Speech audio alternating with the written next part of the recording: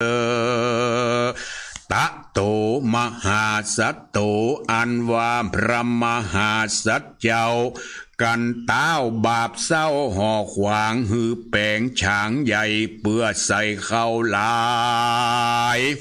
ก็สิทธิ์ดีงามปากกวางขวานก็มาแตกมังเปปังเป็นตุกขังบ่อนน้อยน้ำตาย้อยปังลงอยู่กลางดงป่าไม้เยะร้องไห้ไปมาก็มีอันแลนาสากูเทวราชาอันว่าตนอินตาตาราชเกยนั่งเต้นอาจอันอ่อนนุ่มเป็นดังก้อนสำรีก็สัญญามีร้อนไม่นั่งบ่ได้เป็นหมายเต้าบุญภายอยู่ฟ้าจิงก้มหน้าเล็งดูพอมาลูกจมปูโลกไตพับเสียงควายไปมาก็หันหนอพุทธายอดซอยเป็นน้องซอยเตรียมใจอันเต้าห่อใจยุดอาจเอาตูดมาปาดติงหัวปีนตุกโหหลายแหล่บ่เว้นเว่คืนวานขุนสวรรค์หูแล้วก็กากาดแก้วลงมาสู่ในที่อยู่โลกาที่หนอพุทธายังจอดเต้าตนยอดเมืองบนก็สวดมนต์บทจ้ามนต์อาจกาเจียงคานก็บันดาลไว้วาดเป็นฉางเขาอาจปอตาตนอินตาบุญใหญ่เนรมิตเข้าไร่มาสู่ยังที่อยู่ช่างเขาตีมตัวเต้าแดดดีเลตนผู้มีเจ้าฟ้าบ่ได้จ้าภายผ่านสยองวันไววาดด้วยอากาศเวโหนสู่เวใจยนต์ห้องเขตแดนนิเวศวิมานคำก็มีอันเล่นนาเมื่อนั้นเจ้าโนลาตะรงยานกันเต้ามักขวานยศอาจบ่ได้ขาดขุนนาขนเข้ามาเสียงควาย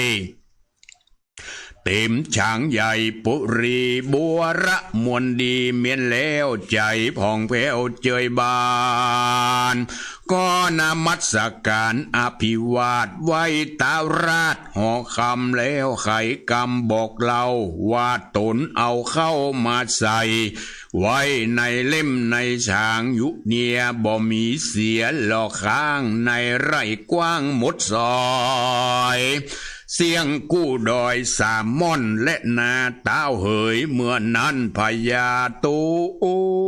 นใจบาปอันปองขนาบเขคากันหนอพุทธาบอกเล่าว่าได้ขนเข้าในให้ในนามาใส่ไว้ในเล่มในฉางเต้าห่อขวางยศอาจยังอาฆาตปองเวรใจเครื่องขินบ่แล้วปองข้าหนอแก้วบ่หายเต้าผีพายบาปใบอายุได้ขับขันก็ไข่ปันก่าวถอยซึ่งเจ้ายอดซ้อยบุญแนว่าดุราไอ้ดิกขาผู้ร้ายกูไม่ยังมาจังมันนายมึงตั้งหลายมึงจักตายข่าวนี้บ่อาจลีลบหนีดุราไอ้กาลีจะถอย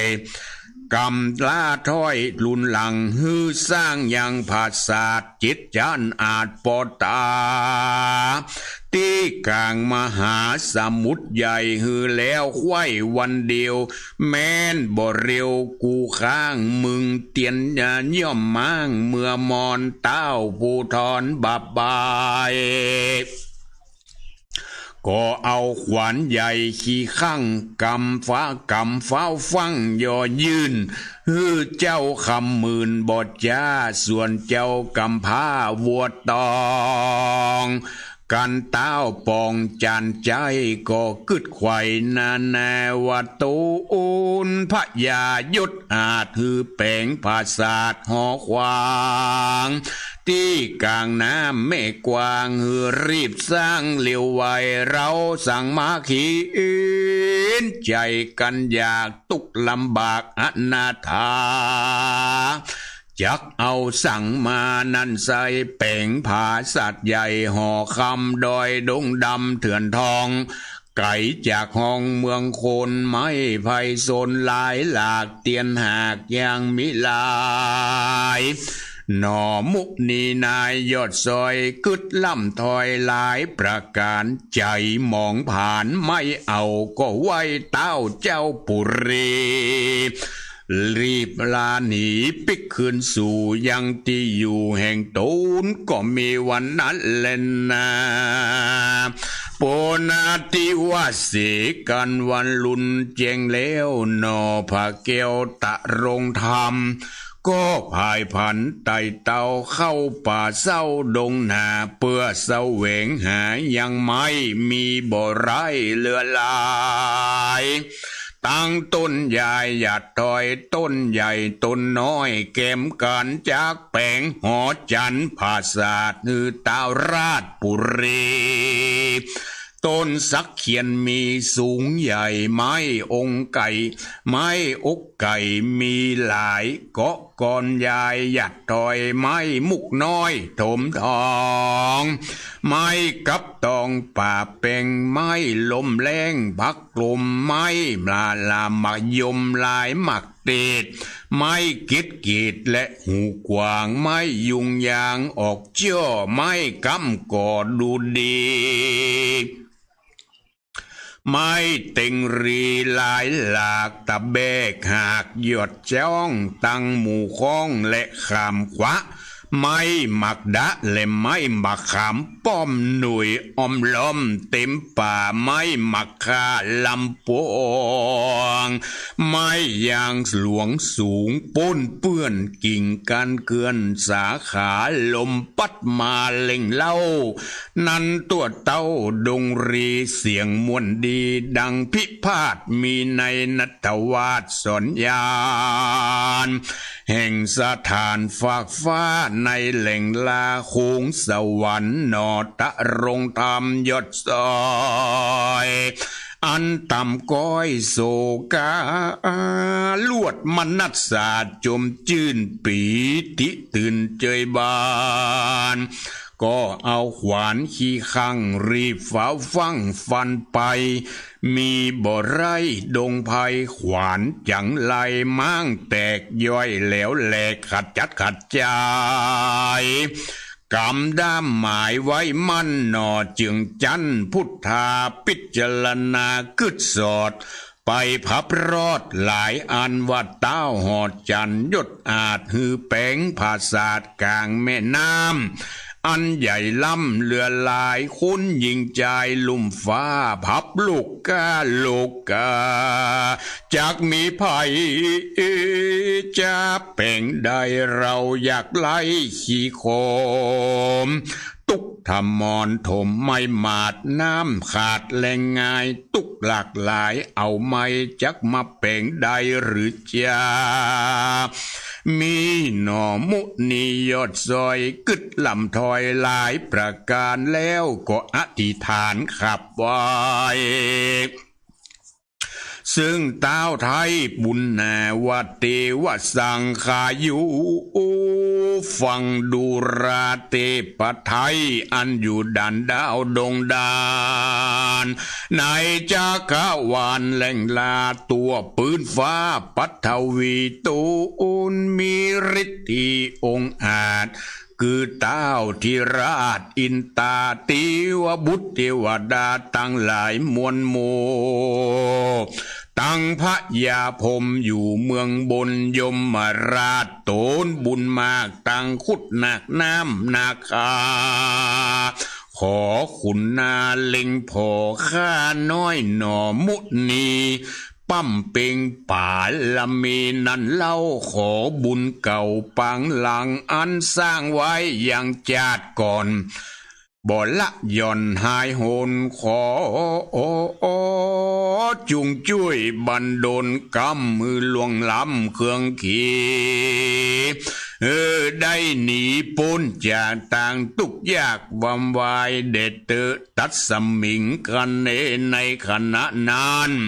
โดยติจะบุญกุศลบุญศีลบุญตานกุญใหญ่เจียงคานอันหนอตะรงยานนัดเนาะอ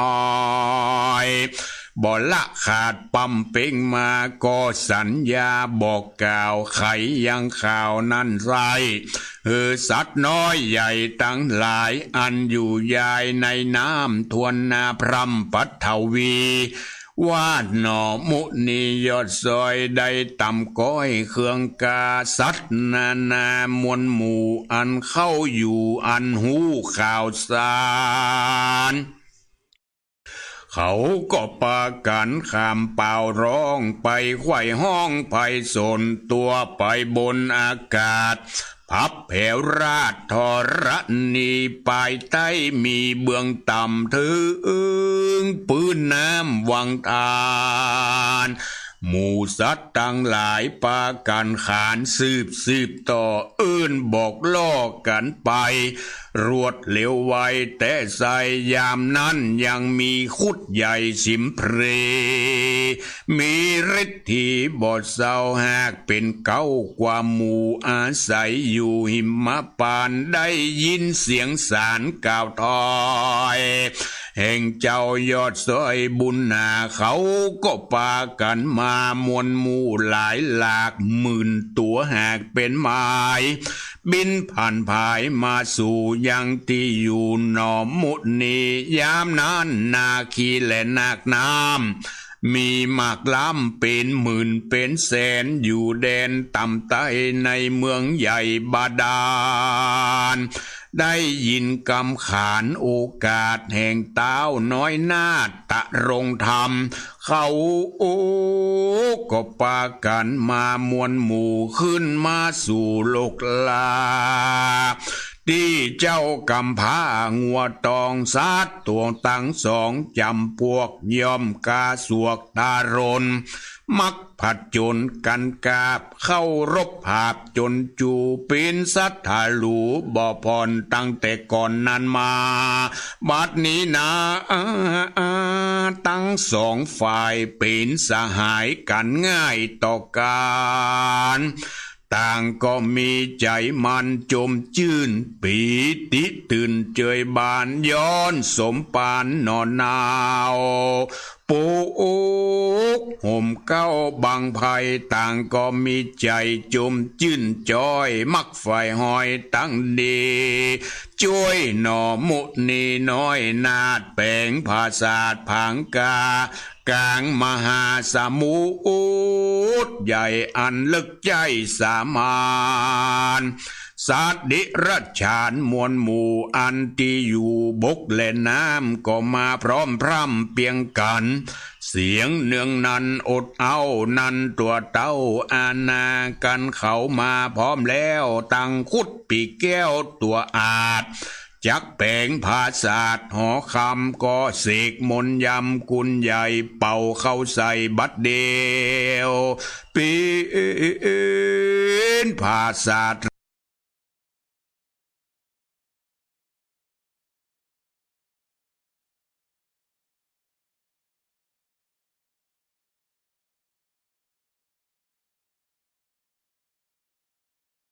แต่ก็มาเก้อเคืองเคืองโดยขาบอบมีกู้ห่วมภาษามิกาพระปิ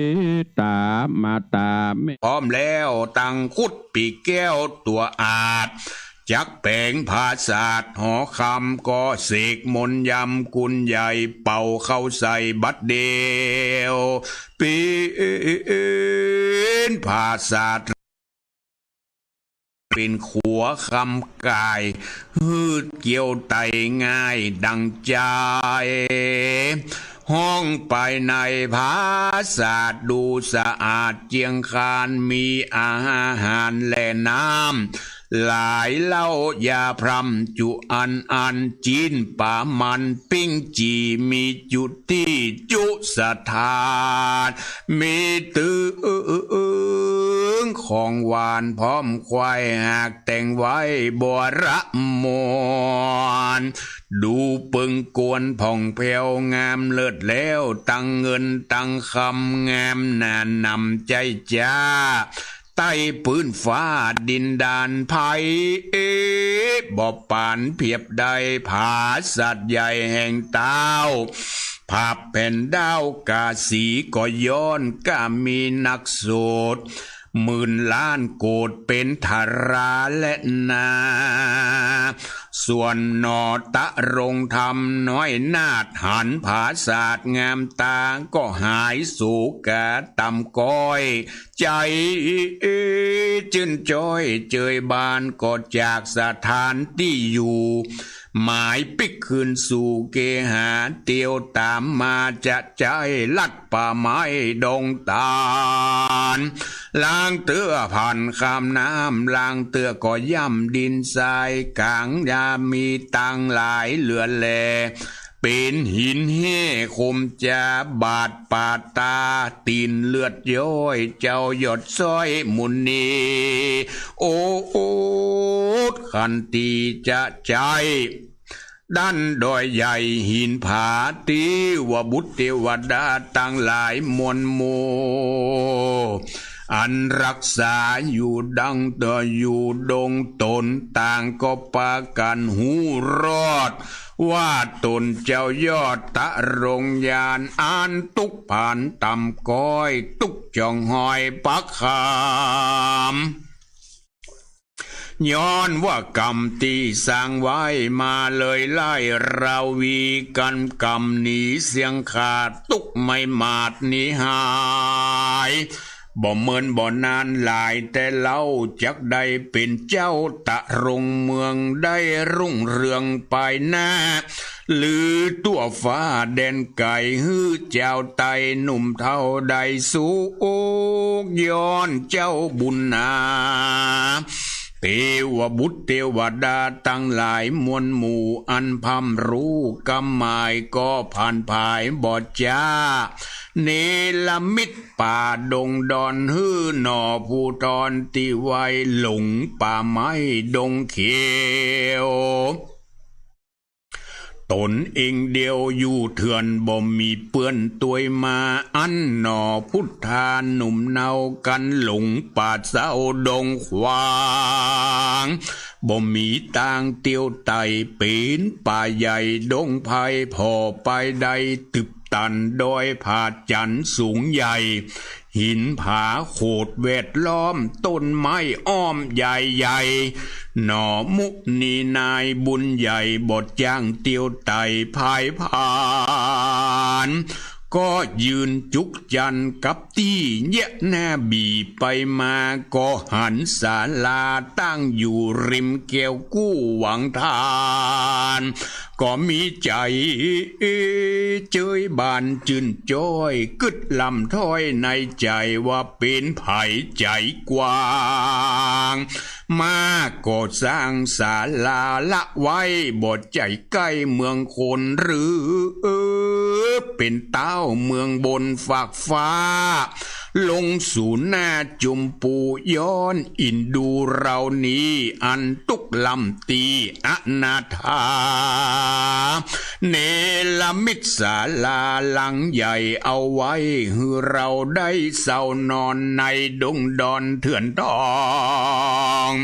แดนติดต้องเสือมีราชสีเรศจ้าง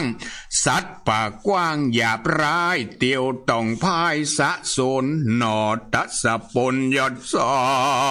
ยเกิดข้าคอยในใจก็กลาไกลไปสู่ในที่อยู่ศาลาแล้วเศร้าสายังจอดหือหิวหอดหายหนีสาดดงรีร้องสาวสนันดาวดงไผ่ตาวันใสตกต่ำ จักมืดค่ำจนตาฝนตกมาสะสาดสายฟ้าฟาดต่างๆมีเสียงดังกระคืนดังจักฟื้นดงรีฟ้าแมบมีส่องแจงไปพับแห่งปุ่นกัวท่านหนังหัวปองไก่ขนลุกไหวกายาหนอพุทธาน้อยหน้าตุกใจมาต่อโจรได้ทารนบ่อนน้อยนอนแล้วม้อยหลับไปก็มีด้วยภากานดังกล่าวมานี้และนานิติตังขียาสังวันนะนาวิสิตจะห้องหีดยังกำผ้าวัวตองผูกที่12ก็บังโคมสมเรศดี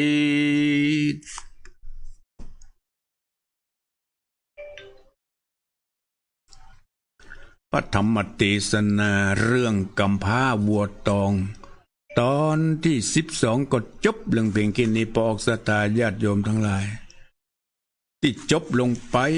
ในทำนองแบบปื้นเมืองเหนือก็พอจะสรุปใจความโดยย่อๆได้ดังนี้หลังจากที่พญากาสีผู้ใจบาปอาธรรมสั่งให้เจ้ากำพร้าวัวตองหน่อโพธิสัตว์เจ้าทำยุ่งช้างเพื่อเอาใส่เข้าก็เสร็จวันเดียวพร้อมกันนั้นก็เอาขวานขี้ข้างฮือมาทำเอาขวานขี้ข้างจะเอาไปทำอะไรยังมันจะได้เอาไปฟันได้กำ2 กำมันก็แตกก็มั่งลุเสียปะตกมันจะเสร็จได้อย่างไรพญากันแกงมาตลอดเจ้าร้องห่มร้องไห้อยู่กลางป่าไม้ดงไผ่ตาพญาอินตาเบื้องบนทราบด้วยญาณวิถีฮอนที่นั่งลงมาดูหันนอโพธิสัตว์เจ้าได้รับความทุกขเวทนาจุดประสงค์ของนอโพธิสัตว์เจ้าก็คือได้รับความทุกข์ความยากอันเกิดจากอาทยาของพญาเจ้าเมืองแปลงฉางใหญ่ใส่เข้า3 ให้3 ม่อนนะดอยนะเสร็จภายในวันเดียวพร้อมกับได้ช่วยคนเข้าในให้ในนา3 ม่อนมาไว้ในเล่มนาช้างจนหมดอย่าเรียบร้อยตอนนั้นมายังบ่นำใจนะพญาก็มีอาทยาสั่งให้เจ้ากุมารแปลงยังภาษาทภาษาทนี่แปลงถึง7 จันกันนะที่ได้กล่าวไปนะแปลงภาษาทกลางแม่น้ำถึง7 จันไม่ใช่ว่าแปลงบนบกนะแปลงในน้ำด้วยพญากาสีผู้ใจบาปอาธรรมสั่งเด็ดขาดเลยเสร็จภายในวันเดียวพุทธโมสังโฆเจ้าจำใจจำเป็นต้องเข้าป่าตัดไม้ขวานก็เป็นขวานขี้ข้างเนี่ยเมื่อไปถึงในป่าดงไผ่ก็มองว่าจะทำอย่างไรมันบ่มีทางเลยต้องอธิษฐานอย่างเดียวตั้งสัจจะอธิษฐานขอบุญกินบุญทานที่ข้าพเจ้าได้ปั่มเป่งมาบุญศีลบุญทานที่ข้าได้ปฏิบัติมาขอเป็นบุญเป็นกุศลทราบไปถึงพญาพรหมยมราชคุดหนักน้ำปรมัยไอสวนเทพบุตรเทวดาได้ลงมาโปรดข้าพเจ้าบัดนี้ข้าพเจ้าได้รับอาทยาจากพญากาสีสร้างผาศาสตร์7 จันทร์ที่กลางแม่น้ำกงกาตัวปอกสตาญาติโยมดังที่ได้เกินกล่าวไปเมื่อหมู่พญานาคพญาคุดทั้งหลายได้รับกรรมอันเจิญก็ห้อนอกห้อนใจที่นอโพธิสัตว์เจ้าได้รับความทุกขเวทนาเมื่อหมู่สัตว์ น้ำตั้งหลายได้รับทราบก็รีบมาช่วยสวดมนต์พร้อมกับด้วยเอาร่างกายต่างๆนานามาช่วยกันแปลงภาษาทแปลงให้เรียบร้อยดีงามด้วยอาศัยสู่สรรพสัตว์ทั้งหลายอันมีคุดมีหนักน้ำปรมัยไอสวนตลอดถึงสัตว์ทั้งหลายมาช่วยกันปกแปลงภาษาทเจ็ดจันทร์กลางแม่น้ำเทวดาดลบันดาลฮือสำเร็จเรียบร้อยดีงามด้วยอาศัยบุญญาปาลมีที่นอโพธิสัตว์เจ้าได้บำเพ็ญมาพอกศรัทธาญาติโยมทั้งหลายบุญญาปาลมีที่เฮาได้ตั้งอกตั้งใจบันนีไปไหนนะเมื่อเฮาได้จนเข้าตาจนเนี่ยมันจะทำให้เฮาได้สำเร็จทุกอย่างด้วยอาศัยบุญกินบุญทานบุญญาปาลมีที่เฮาได้สั่งสมไว้จะไปประมาทในผลบินผลกินผลทานผลบุญที่เฮาได้ทำไปมันจะสนองต่อเพื่อเฮาได้รับความสำเร็จทุกอย่างเหมือนดังนอโพธิสัตว์เจ้าได้สำเร็จหลังจากนั้นก็เดินทางปิกเพื่อไปรายงานฮือแก่นอว่าฮือแก่พญากาสีเมื่อมาถึงกลางป่ากลางดงมืดประตกปัดเสียงมันหลงป่ามองหูว่าไปในทางทิศใดมันมืดไปประตกปัดเสียงจนพอค่ำพอมืดพอออกสตาญาติโยมทั้งหลายจนพอค่ำพอมืดจนเทวบุตรเทวดาดลบันดาลฮือแปลงศาลาแปลงศาลาพักแปลงศาลาพัก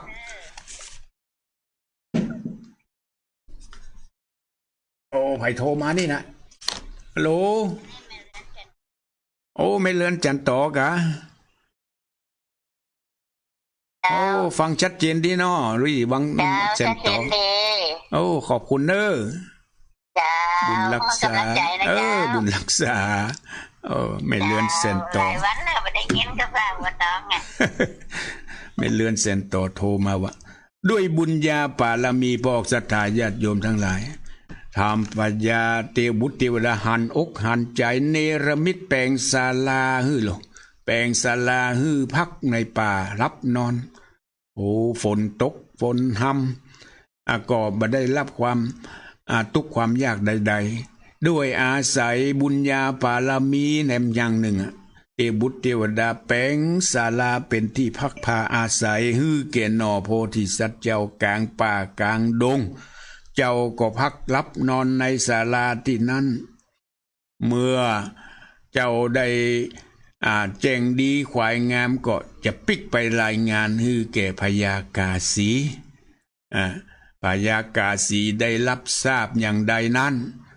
จะเป็นอย่างใดนั้นเรื่องราวของกำพร้าบวชตองในตอนนี้ก็จบลงเพียงแค่นี้ปอกศรัทธาญาติโยมทั้งหลายก็ให้ติดตามรับฟังพระธรรมเทศนาเรื่องกำพร้าวัวตองในตอนต่อไปนะโดยเฉพาะพญากาสีจะมีวิธีใดที่จะกำจัดนอโพธิสัตว์เจ้าได้สำเร็จหรือว่าพญากาสีเนี่ยจะหมดสิ้นหมดกรรมหมดเวรภัยจะหมดพันงดกรรมหมดเวรก่อนก่อยติดตามต่อไปดังนั้นปอกศรัทธาญาติโยมทั้งหลายได้รับฟังแล้วมีคติเตือนจิตเตือนใจว่าที่นอโพธิสัตว์เจ้าได้สำเร็จทุกสิ่งทุกอย่างก็ด้วยอาศัยบุญเก่าที่ได้ปั่มเป่งมาด้วยบุญศีลบุญทานบุญ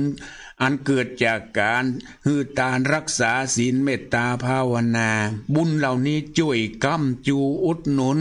ฮือได้รอดได้สำเร็จมาก็โดยอาศัยที่ได้ปฏิบัติดีปฏิบัติชอบเฮาท่านทั้งหลายได้ฟังแล้วก็ได้จะได้ตั้งอกตั้งใจได้มีน้ำจิตน้ำใจที่จะได้ปฏิบัติในการ ทำบุญฮือทานรักษาศีลเมตตาภาวนาต่อไป ตามเจตนาของปออกศรัทธาญาติโยมทั้งหลายต่อไป เอาละเวลาที่เหลือนี้ใครที่จะโทรมามาจ้าโทรมาที่081 2898 9992นึกปอกศรัทธาญาติโยมทั้งหลาย081 289 8992ช่วงที่ผ่านมาอาทิตย์ที่แล้วเนี่ยโทรศัพท์มีปัญหาได้เปลี่ยนก็โดยเฉพาะที่ได้บันทึกไว้ที่ได้เมมไว้เบอร์โทรศัพท์ของไผของตั้งมันหายไปประตกประเสียงปอกสตาญาติโยมทั้งหลายมันหายไปประตกประเสียงเจริญปอนโอ้แม่สายท้องกะชัดเจนดีเนาะโอ้มันนักแก่ละพยากาศีนี่นะเตวัดตัดนะต้องค่ำขี่กันไปตลอด ฟังชัดเจนดีเนาะโอ้ขอบคุณโอ้ขอบคุณเจ้าดีละเจริญปอนอ๋อไม่หลวงกะฟังชัดเจนดีเนาะโอ้เสียงยังไม่ใครมีเสียงงั้นบพดเสียงงั้นเสียงโทรศัพท์เสียงงั้นที่มันเสียงหัดได้ยินกะแล้วมันบัดเสียง กดลำโพงบ่ออก ขอบคุณไม่หลวงเนอะโอ้ข้าแหมลายพวกอยู่เฮ้ยแหมลงแหมลายพวกอยู่ขอบคุณไม่หลวงเนอะเจริญปอน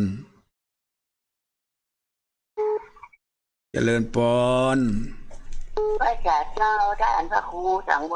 รแม่อุ้ยกะแม่อุ้ยยังเหรอแม่ลาตาปิดูโอคามเจ้าแม่ลานะอันเบอร์9161เย่เนาะเจ้าป่ายมันนะ